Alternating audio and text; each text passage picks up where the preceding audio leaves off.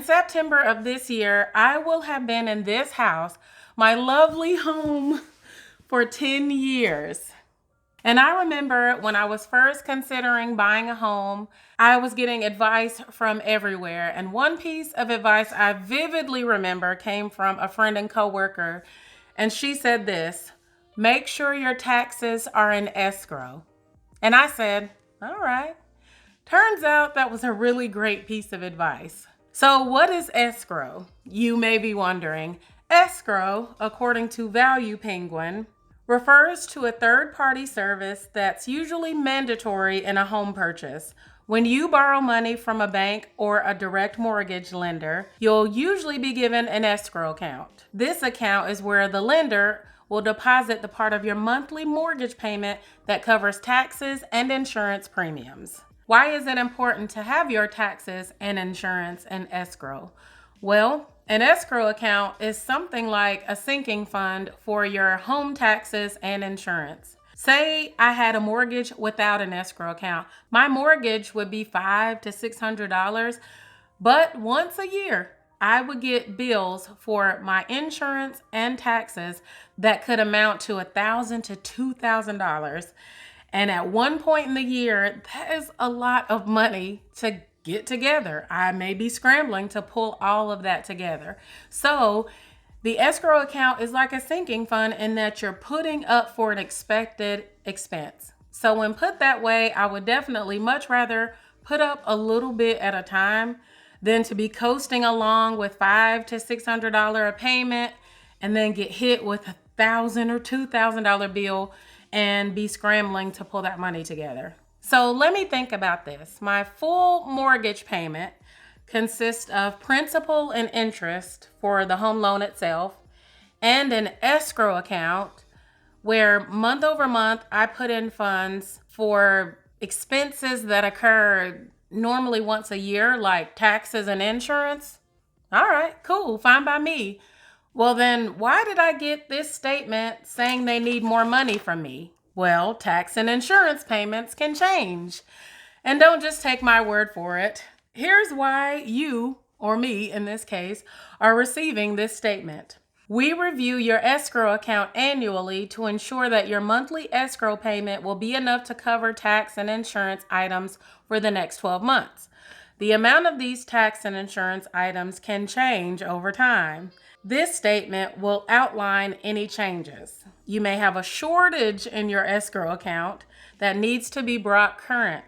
The amount of your monthly mortgage payment may change. So essentially, the portion of my mortgage that's the escrow account doesn't have enough money in it to pay for my taxes and insurance. So it's time for an adjustment. Not only do I need to catch up and cover the shortage from the last 12 months, looking out into the next 12 months, it looks like I'll need to put more in that account to cover the tax and the insurance for the next 12 months. Either way, my payment is about to increase. So here are my options. And you know from my paydays and bills due, my mortgage was $873. So again, looking out over the next 12 months, my escrow account needs an adjustment. And to cover the predicted increase, my payment is going up roughly $16 per month. So my new payment is $889.30. Now that'll cover going forward. Now, I have a shortage from the last 12 months. And so that shortage amounts to $253.79. So what I could do is pay that $253.79, or they would divide that $253 over 12 months and tack that portion onto the new payment. So instead of $889.30, the new payment would be $910.45. So that's the $873 plus the $16, which would be my new payment, and is the increase for the escrow predicted for the next 12 months, as well as that $253.79 shortage divided by 12 and added to my payment for the next 12 months. So hopefully that wasn't confusing, but I want to know what you would do. Would you pay that lump sum of $253.79 in your birthday month while you're working on becoming debt free?